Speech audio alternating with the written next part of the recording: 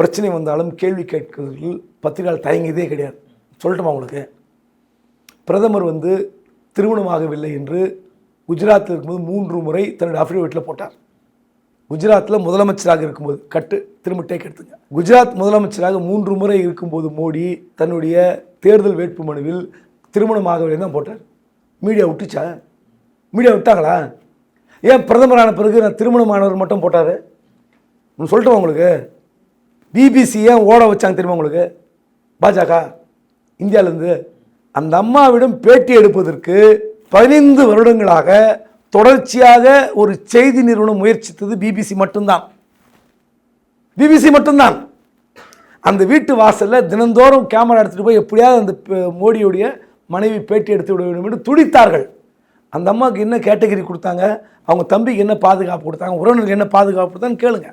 அதனால் நீங்கள் பத்திரிகையாளர் பயப்படுறாங்களாம் கிடையாது. எழுதி கொண்டிருந்தார்கள், பேசி கொண்டிருந்தார்கள், கேள்வி கேட்டு கொண்டிருந்தார்கள். நீங்கள் அதிகாரத்தில் உச்சபட்சம் உட்காந்துக்கிட்டு அவரை பார்த்து கேட்டீங்களா இவரை பார்த்து கேட்டீங்களான்னு கேட்பது என்பது தப்பு. இது எல்லாரும் செய்கிற தவறு. நீங்கள் அவங்கக்கிட்ட போய் கேளுங்க. ஏன் கேள்வி உங்களுக்கான கேள்விங்க.